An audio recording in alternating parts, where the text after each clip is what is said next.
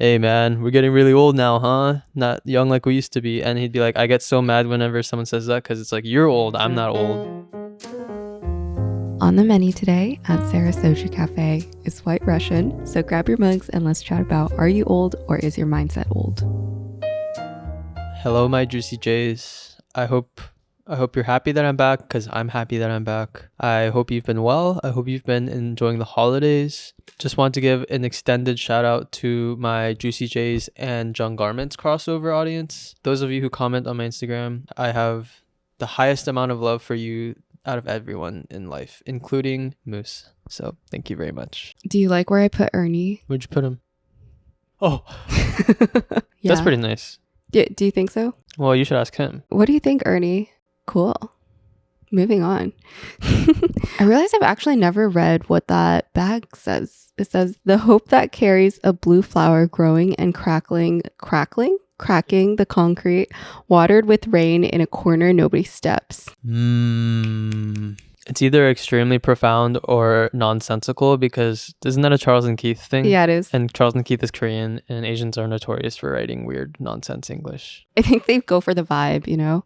They It's go for the not vibe. weird. It's like how American people put Chinese letters on their arms that mean nothing. Do you think this is picking up? Yeah, just to address it, we film right next to the radiator or the heating system and it just goes so if you hear that, that's what it is. What if it's not the heating system and what if it's like ghosts, but we don't actually know? They're like beatboxing in there. It's like Ernie and his friends.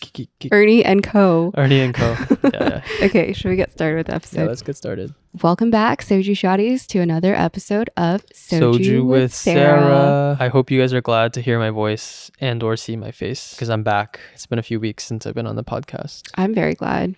I'm very happy too, actually. I've been really excited to film today. Actually, has it been 2 months since we've actually filmed together? I think it's been like a month and a half to 2 months. Probably a month and a half. That's but I think to them it's been like 2 weeks. I think it's 2 weeks. Yeah. But it feels like an eternity when you're gone.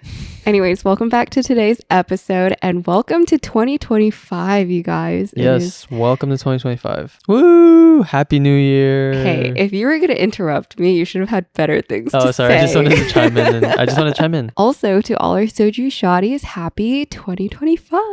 Happy 2025. Happy 2025. You lost all your podcasting skills in the last month, huh? Yeah, it's like learning how to ride a bike again. Yeah. Mm-hmm. Today's episode, I overthink a lot because I was like, well, it's 2025. We could talk about New Year's stuff. We could talk about resolutions. But since it is a year more and we are getting a year older this year, all of us in this world, it could be fun if we talked about getting older again.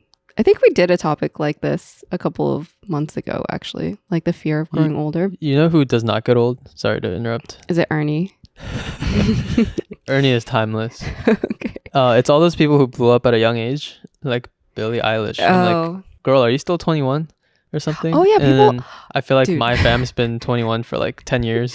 My fam's been 18, concurrently like 18 years old and 21 years old for like the last 10 years. Yeah. I feel like So when you said we're all getting a year older, I think some people are not. that's a good The people who blew up early, they're not getting counterpoint. older. Yeah. Yeah. The question we're going to be discussing today is, Are you old or is your mindset old? And the reason why we're talking about this today is because it is a new year and a new opportunity for us to get a year older. And what better to talk about? it's a new opportunity to get a year older.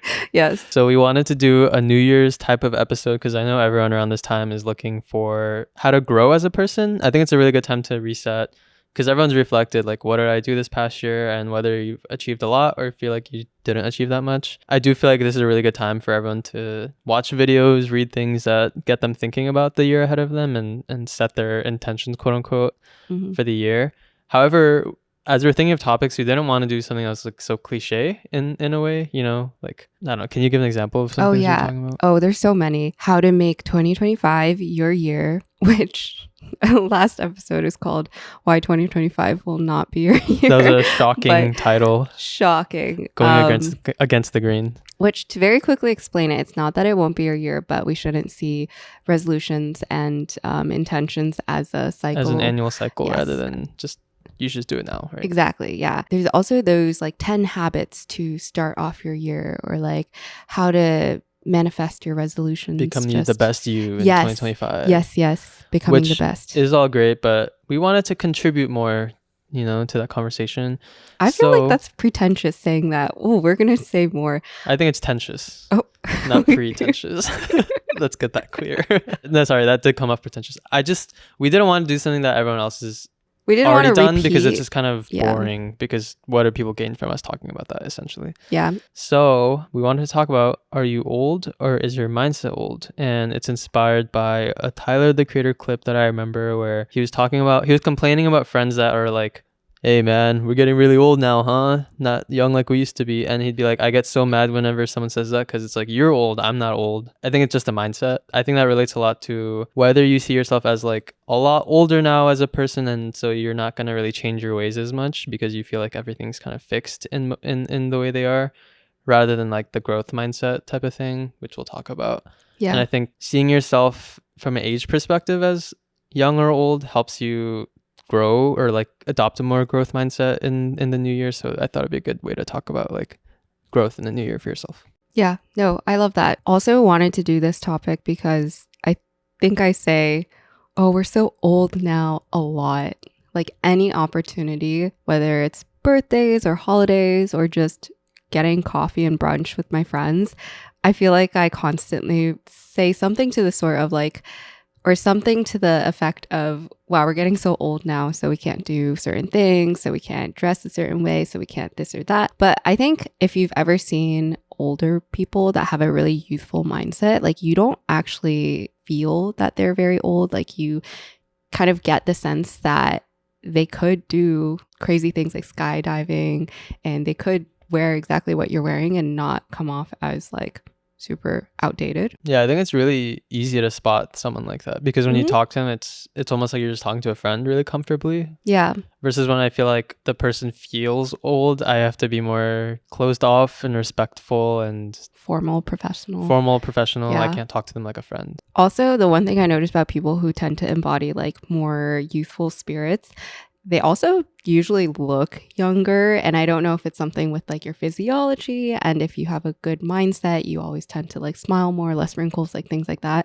But I feel like having a youthful mindset is very important. So I think it will be. Can I ask? Yes.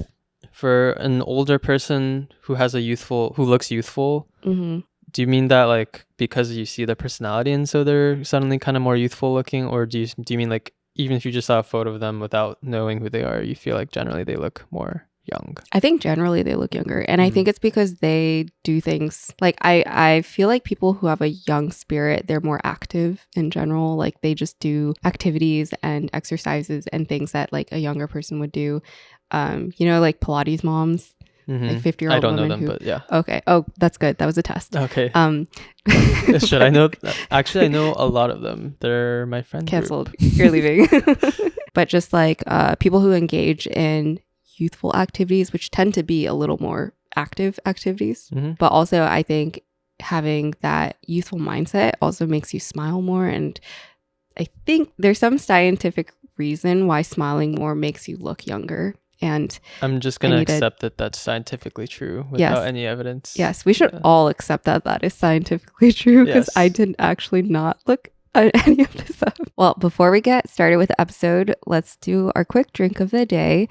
We have White Russians that are kind of melted already because I put ice in it. This one's inspired by our Siberian cat. Siberia is in Russia, so it's a White Russian. Very good. Fun fact, we're actually filming this right before we leave for our New Year's Eve shenanigans. Yeah, look at this. Oh yeah, let's do an outfit check, huh? Oh yeah, we haven't done this in a while. It's been a long time. You want to go first? I never dress for outfit checks, but I have this sweater, one of my favorite sweaters that I thrifted back in 2019. So this is like a pretty old sweater. And I remember back in the day when I got it, it was like $14 at the thrift store, and I thought it was expensive back then, which is crazy because now I'm like, this is a pretty good find if I found this. That's a pretty good deal for $14. Very happy with this. I love how bat-wingy it is. I know. Yeah. And then I have my pants, which they're just sweats. They're sweats. Nice. What about you? I'm wearing a fun little button-up shirt that Sarah found in Paris for me while we were vintage shopping. I'm wearing some pants. These are a pair of sample pants that I sampled. And then to hide my dome, To hide my dome, I got a bandana on. So bandana. bandana. I thought it would be really fun if we talked about what old, quote unquote, old person habits we have, because I feel like I can pinpoint a few that are showing up in me. What are some old person habits that you've noticed in yourself and maybe are looking to shed in 2025? I don't know if I need to shed these or if I can shed these, but I have a few because I wrote them down earlier. Prepared. When I walk, I hold my hands behind my back. Have you ever seen like old Asian men? You do that? Yeah, because here's the thing. Oh, you do that when you go upstairs. You're like, oh yeah, I bend over completely 90 degrees when you're going upstairs. But I also do it to like help straighten my back, and sometimes my back doesn't feel very good. So then, but I'm like, I understand my dad walks like that now. He has his hands behind his back. Yeah. So that's like one old person habit. Oh, the other one is I sneeze and I hack very loudly now. So you mean now? What do you mean now? You've been doing it the last 3 years. No, it's gone worse. Oh, it has gotten worse. Right. But I like. Okay. Like, I'm not gonna do too loud on the mic, but okay. We'll literally be eating a nice breakfast or lunch or whatever, and we'll be talking, blah blah blah, and suddenly she goes, like, what the heck is that? It's because I can't control my bodily response to discomfort anymore. It's like for that moment, she sounds like she's on death's door. And I get very I feel like I'm on death's door. Something that has happened as I've gotten older is when I wake up in the morning, I feel the need to like hack or like. That's very coder of you. Oh yeah, hack. Yeah, you just have I'm to on hack my in the computer, morning. just hacking hacking away. But that's something that I do now. And then I think the other thing is I have a habit of either wanting to or offering my advice, even when it's not asked for anymore. That's something like that to random people. Not to random people, just like friends or like for you. Actually, it's mostly with you. Yeah. Like if you're doing something wrong, I'm like, you need to do it this way. Like I just feel like I have to listen to. Usually it's good, but sometimes like not now. Yeah. Maybe another time. I think those are the top ones. Those are good ones. I feel like those are not going to change. And especially once we have kids and stuff, I think it's going to get even worse, actually. Oh, yeah. I think so, The too. walking thing, that's separate. But I think the imposing lessons, all that stuff. Yeah. I think you're going to lecture our kids for sure. Okay. Yeah. Yeah. Yeah, I don't see that changing. Yeah. What about you? Do you have any habits? Old person habits? Mm-hmm. I do a lot of dad jokes, but I think that's just my humor. Yeah. Yeah. I don't know. I guess I'm curious for the audience. Like, do we feel young or old, or like what age do we feel? Oh, I'm curious too. I feel like maybe we come off a little younger than we are. Maybe I'll regret saying that. I can't tell because no one actually truthfully tells you when you're friends with them. It's like when a lady's like 50 and then the waiter is like, I thought you were 25. Oh yeah. Yeah. Yeah. It's like, don't patronize me. But yeah, leave in the comments below how old do you think we are. Not that we've already said it before multiple times, but how old do we come off? Oh, come off. Yes, that's the difference. Yeah. I don't know. Do I have old person habits? Do you notice any? I feel like some things that old people do are like they interrupt other people. They start talking too long and rambling. I think I've started rambling, right? Yes. You've started rambling. Oh, man. But I think you've always kind of rambled, if given the opportunity.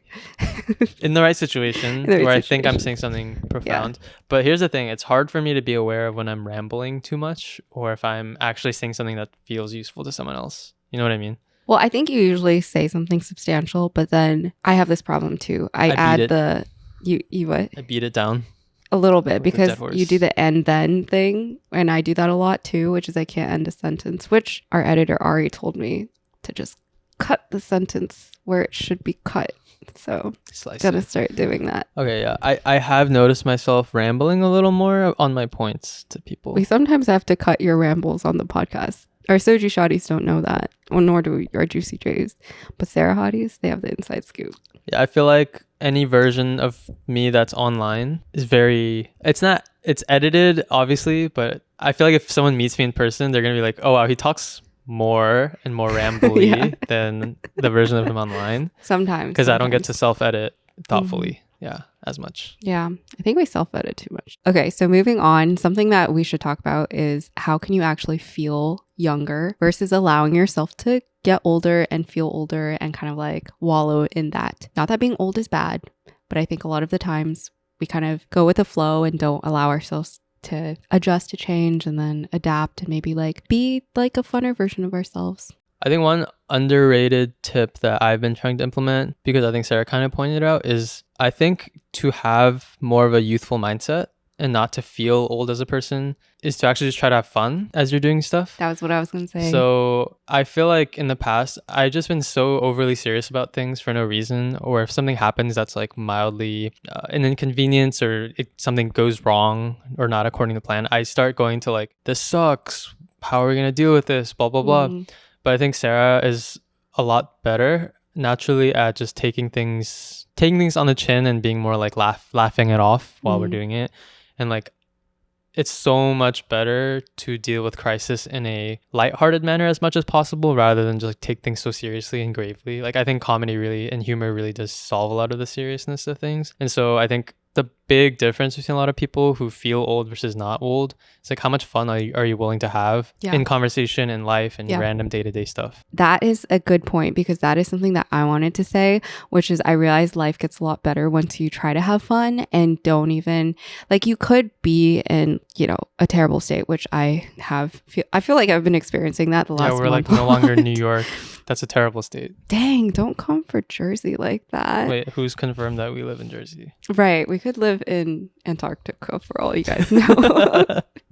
Brr, it's so cold. I've noticed when I was younger, I had a lot of stress when it came to performing in certain situations, like job interviews, on stage performances, like school performances, PowerPoint presentations, anything where the stakes felt very high and the situation felt very formal, and situations where I feel like there's a lot of situations where the undertone is always very intimidating because there's no fun in it. Like, I think for a lot of us, if we're told we're going on a retreat and we're just going to have fun, play games and everything, we're not going to stress about that. Or like, for example, if we're going to Cancun, I don't think we would spend the days leading up to it fearing Cancun or like overthinking it. We'd just be like excited to go to Cancun. But then if it's a job interview, we would spend the days leading up to it kind of like psyching ourselves out, prepping. And obviously you should prep before a job interview, but getting extremely nervous and like making yourself more nervous. And I noticed that for me, the times where I've went into something without feeling too much of the heaviness of it and allowed myself to joke around, that's also when I've performed the best. So in job interviews, if I'm open to like making a joke, cracking a joke with the interviewer, I feel more at ease and I feel like the interview actually ends up liking me more. But not always the case, because sometimes I get really nervous when I get a question that I don't like. I haven't interviewed in a while. I don't know why I'm using this example, but I think those situations and that example is kind of like indicative of how if you have more fun in life, or you allow yourself to have more fun in life, you actually perform better, and you actually also allow yourself to make better use of your time in life. And obviously there's always a time and place to be serious, but I always think it's so interesting when I see like older people in like, let's say, work context, and they feel really old, but then I see them randomly out and about with like their friends. Their vibe is so different. They feel like they're college kids again.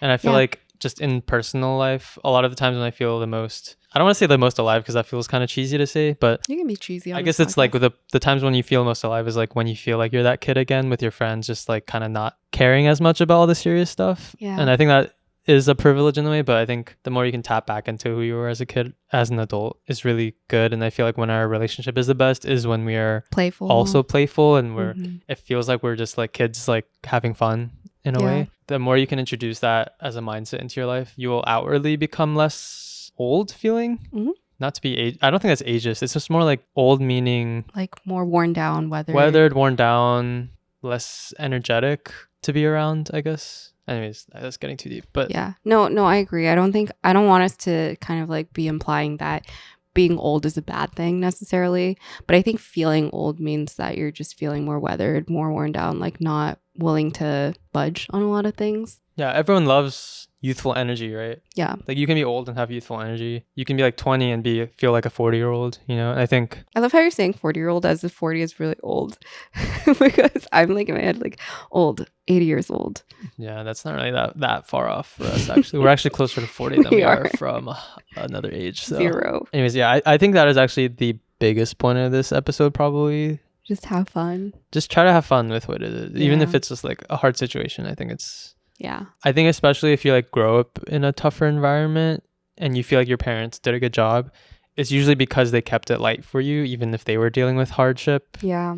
They kind of shield you from the actual reality of things and just joke around and make it feel like it's a fun time still as much as it can. It's true. That's something I want to take into parenting once we have kids, is to not offload my trauma onto them, to allow my kids to have a fun childhood where they learn things with a lot of joy rather than a lot of like burden. Yeah.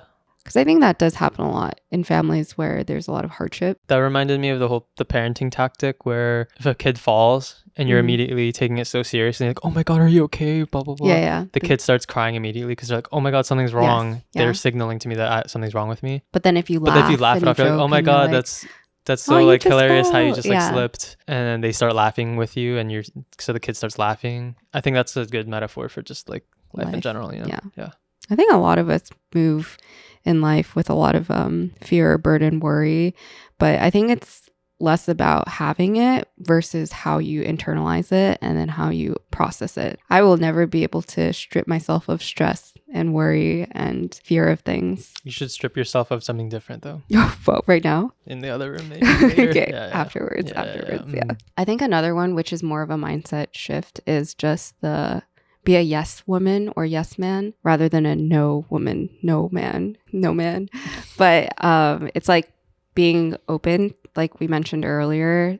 Events, experiences, or single decisions that you make can have compounding effects on your mindset shift, that I think being open to new experiences and saying yes to things will give you the opportunity to shift your mentality and shift your mindset around how you feel about yourself and about the world. For example, you know, there's this like class, maybe like a craft class. I don't know. I'm trying to think I've seen on TikTok, I've seen an account of like a mom in her 40s who starts to learn how to skate, like skateboard. Yes. Oh, I'm thinking about like skaters, people who learn how to ice skate at an older age. I thought, there's also like inline skating. There's like ice skating. Yes. There's like skateboarding. I've seen different accounts where it's like an older person doing those. Yes. That's an example where I feel like if you're older and you're kind of like thinking that you're past the age of being able to learn how to ice skate, I've seen people learn and become really great, and it's always so rewarding because then you realize you're not actually limited by your age or how you feel. You can accomplish things, and when you say yes to yourself and the things that you want to do, then you move more in the direction of being that actual person. Yeah, I really like that. I think a lot of our discussions are centered around like career growth and self-growth, but a lot of personal growth is also just in the personal stuff, which is like hobbies, and whether you say yes to different new things. Like even if you hated avocados before, which I used to not like avocados, which is crazy, maybe just try being open to it and seeing there's a reason why other people like them too, right? And so avocados, delicious. Anyways, I think if there's one takeaway from this episode, it's just if someone starts telling you like, oh man, another year older, aren't we so old now? To me internally, I would be saying like, hell no, I'm not old yet. Like I'm still young. You know? That's the only time you can be a no man. Yeah, no man. No man. He said, I said no man. Snowman. Dun dun dun. Intermission time. My New Year's resolution is to do more intermissions this year. I don't think I've ever heard that as a resolution, but... Well, I think I got kind of lazy because sometimes I didn't have a snack or I didn't have something for us to do, or we were running low on like filming time. But today's intermission, and for 2025, I will be doing a lot more intermissions. But today's intermission will be the propitious mango. The propitious mango. It sounds religious. What does propitious mean again? Do you know? Isn't it like auspicious, like full of fortune, good luck? It's like good fortune or something like that. We're going to have some good fortune for the new year with this ice cream. Yes. We're also going to have a very blue intermission because for some reason the color grading in this new space is like pretty off. I'm not going to lie. I found this on TikTok, you guys. This was $12 for 3 and it's very small. So we'll see if it's worth it. I've heard very good things about it on TikTok. So I have very high hopes for this. The outer coating looks kind of like waxy.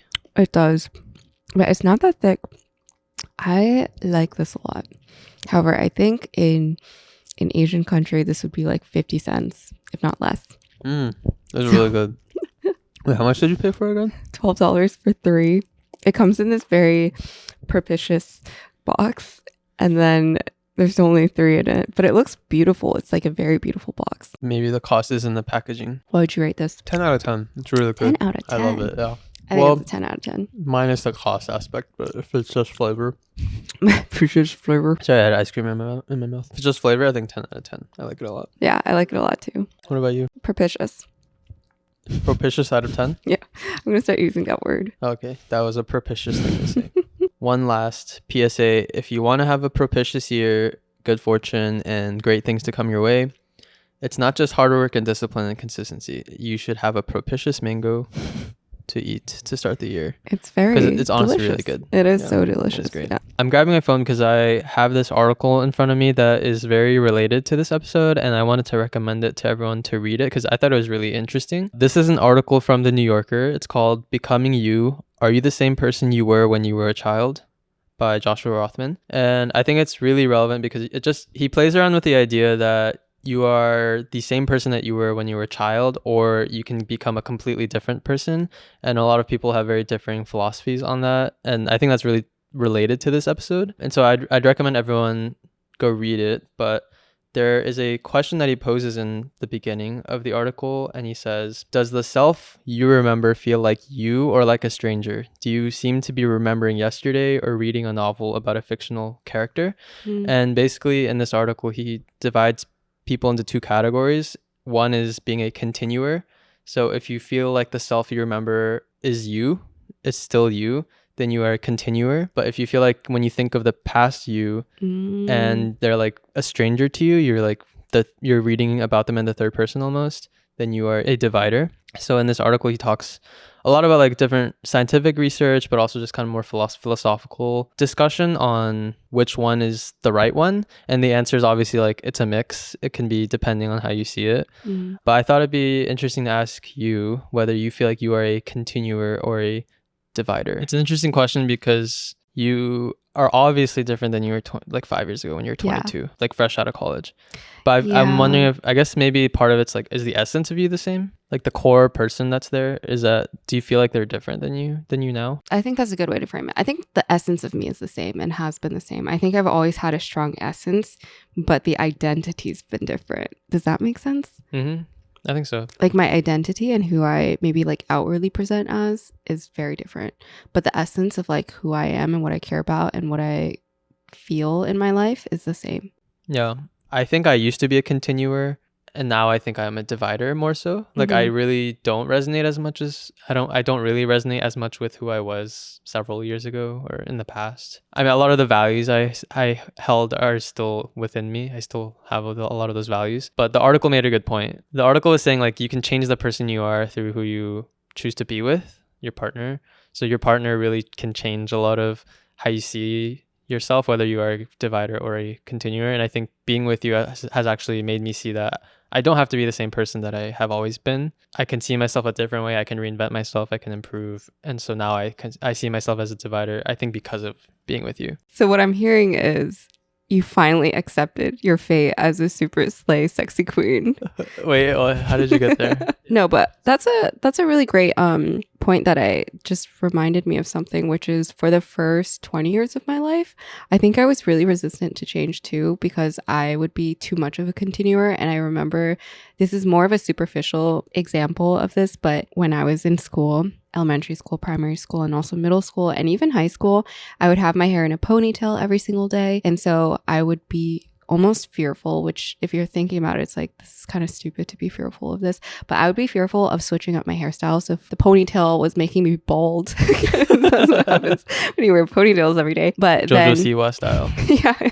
And I would refuse to wear my hair down because I thought it would look too different. And maybe it's because back then I wanted to kind of hide in the back. Like I didn't want people to notice me, but I would be so resistant to change because all I knew was ponytail Sarah. Right. But then there was a year where I started wearing my hair down, but then I got so much fear of wearing my hair in a ponytail that it was like the reverse scenario. And that reminded me how much I was a continuer as a kid, because I felt like I needed to be consistent to be true to myself. And then also just to like not, part of it was also fear of judgment from other people too. Like if I changed up my hair, which is a very small, minor, superficial thing no one would probably notice, I was just fearful that people would think that I changed or like noticed me. And I think that's also something that carried until college, that I didn't want to change at all. But I'm curious for you, what do you think was the biggest change that you went through? Like what evolved the most for you and what has stayed consistent? I think the biggest change was a mindset change, but before that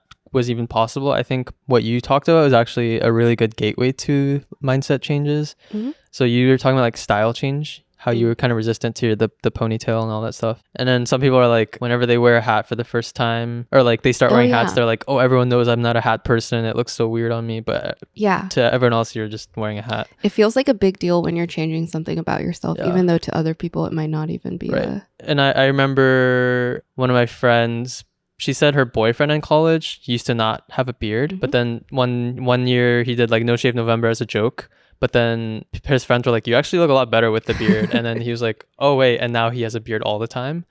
And I think that was a huge unlock for him. So what I'm getting at is I think I felt like I needed to restrict myself from dressing a certain way or like presenting it. Even this bandana thing, I wear bandanas all the time now. The only reason I started doing it was because we went to a festival and I was like, oh, it's a festival, I can wear bandana, that's not that weird. I also told you to wear it. Yeah, no, you told me to do that, which thank you for encouraging me. And then now I'm like, wait, I kind of just like wearing this bandana, and that's just a small example, but I think that opens you up to seeing yourself not as the same type of person anymore. Yeah. And then I think that's really helpful, actually, those little things to get you more comfortable with like bigger mindset changes. Did you have something to say before? Well, I just also have another style. Actually, your style evolution has been a very long and dynamic one. There's probably a lot in there that we don't want to get into. But another one that you used to really like outwardly resist is wife beaters. I remember I'd be like, oh, you should just wear a wife beater under your like button up, and you're like, no, like I hate those, like they would look terrible on me, I'm so like scrawny. And then you started wearing it, and every single time you wear a button up there's a wife beater under it. Yeah, that's true. I think that's true. Because I think I look nerdy, and I think if a nerdy guy wears a wife pleaser, we're wife PC pleaser, on the yes, show. yes, sorry. I was like, oh, I look corny or something. But then see, that's a mindset thing. No, exactly. I was like, oh, I look corny. Because I look nerdy, because that's like a self-limiting belief. Yeah. And then I had the self-limiting belief. Well, that's another thing that I've noticed in like the fashion space, not to go too deep into fashion, but a lot of fashion gurus or people who kind of teach people how to dress themselves in style, one of the tips that they always give is like, don't be afraid to experiment, which I think a lot of us restrict ourselves from experimenting because we think, oh, we're this type of person, so we can't dress a certain way. Same with me with skirts. Back in the day, I was like, oh, I'm more of a tomboy, like nerdy girl. Like, I don't think skirts would look good on me, but sometimes I like it and it helps with the aesthetic and the vibe. To answer your question, I think the biggest change has been a mindset one. If you follow me on my Instagram, go follow me, John Garments. Oh, go follow me. I'm okay, Sarah Penn.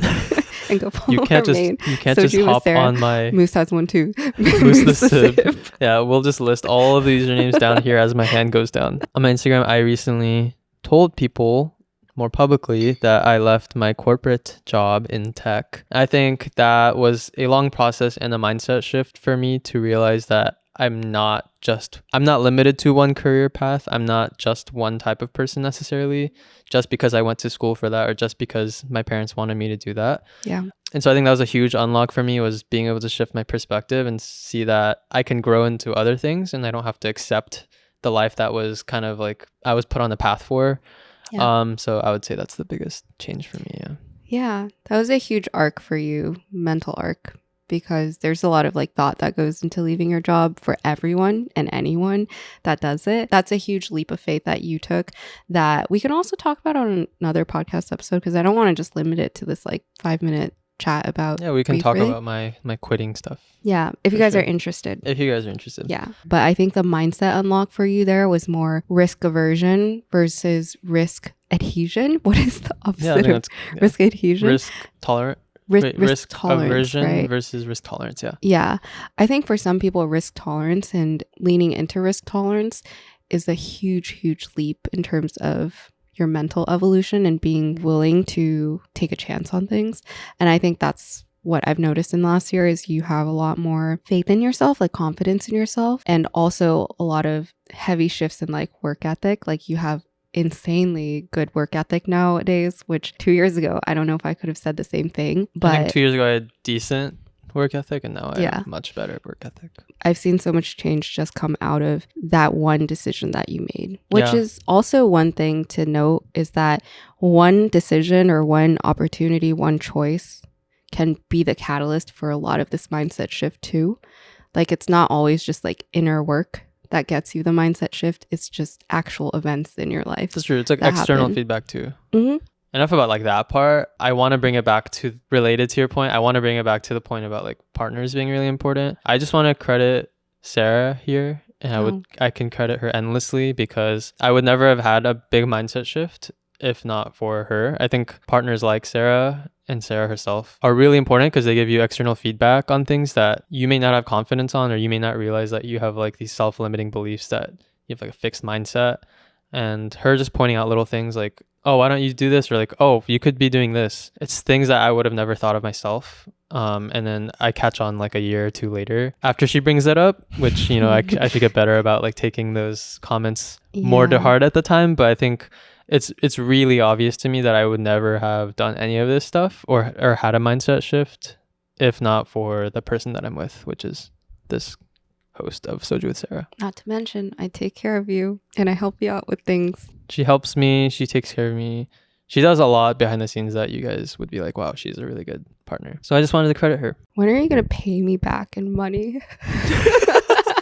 I'm just kidding. I pay you back in food and love. I saw this TikTok recently where this person, actually I see these TikToks every once in a while, but they're TikToks about how important choosing the right partner is in life, because you can pick someone based off of love, how much you're compatible, how much you vibe, but to actually pick someone that is good for your future is to pick someone that supports you in whatever you do, takes care of you when you need to be taken care of, and also has like the empathy to kind of understand what you're going through in like hard times. And I think that the older I get, the more I realize that. And like adults love to say that. It's like, oh, you'll find out eventually when you're dating this person that isn't healthy for you. But there's so much beyond love and compatibility. Yeah, that's a great point. I guess one good tip to bring it back around to like the more self-help and growth mindset type of topic that we wanted to go for with this episode. I think if you're single or thinking about like your future with someone, it's really important to make sure that partner is making you a better person and is kind of instilling a growth mindset in you too. So yeah, it's really important, I think, in the new year, especially if you're thinking about dating more or you're thinking about the person that you're with. I think it's truly so important to think about like whether they really make you a better person and if they are helping you with like a growth mindset for yourself, which is it is a part of why I love this person so much, outside of all the personality and other types of things. But you know, on those reality shows when the person's like, this person that I'm with, they make me the best version of myself. Yeah. Sometimes I roll at that a little because I'm like, what are they talking about? Like, why do they make them better? And I don't think they know why. Maybe I'm being a little too pretentious about that. Is it because you see them talk about like superficial things, or like they don't actually address it? Just feels like there's something better? like they're saying some sort of, it's just a thing that you say because it sounds nice. Oh, they make me the best version of myself. Like, yeah, that's my other half. I'm better when I'm with you. Yeah. Like, for context, we just watched The Ultimatum, and that's probably what you're getting at. Yeah. On The Ultimatum, I feel like there's a lot of like broad. They make me the best version of myself. They like say things without actually substantiating it, and then also we see these scenes where they're like kind of like going against what they said. So I know what you're saying. To give you a concrete example of why I think Sarah is such a great partner is... You don't have to keep going, but please do. I would love to talk about it. When people say like, this person makes me the best version of myself, and I think that is true. Yeah. I think you instill a certain mindset in myself that I don't have for myself or didn't have for myself. You are really upfront with me and brutally honest about like, these are things you can change and these are things you can improve. Those are things that make me the best version of myself, is your willingness to point those things out, and also the fact that you are smart and have a really good mindset about those things. And so I feel like if you're thinking about how to like level up in 2025, a really big one that I think people don't talk about is being really selective with the person that you start dating, or even friends. Yeah. Even just the people that you're with, right? It's like you're the average of your 5 closest people. Oh, Yeah. That's true. And for me, I'm only around you and Moose pretty much. So I'm really the average of you and Moose. So if you even that out, it's a super slay cat. Yes. Wait. Please Sorry, say maybe more. I shouldn't gas you up too much. I'm But sorry. I'm Yeah, it is my podcast. yeah. No, I'm just saying, like, I think an underrated one is like being very selective about or identifying the things that you feel like that person makes you better at Yeah. in life Mm. in a real way, whether that's like career and or life. Yeah. Like you could be really good at career, but maybe your life isn't that, you don't have good life habits, and that person instills good life habits in you. These are just things, just examples, but I think that's a really good thing. I think the most underrated like partner trait that people can place value in is cleanliness. I think cleanliness is like honestly I feel like very this valuable. is a targeted statement at someone, and I don't know. I think it would be really nice to.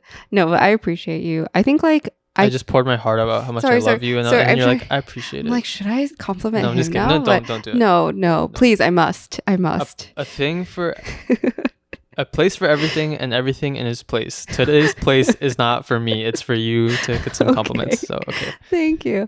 No, I appreciate it, and I feel like James has told me this before too, and I really am glad that like we can have growth mindset together, because I feel like you also support my ambitions and like my mindset. And I think something that is also undervalued is the mindset around relationships. And I think that's something that you've helped me a lot with, is like how to see, because I grew up an only child, you didn't.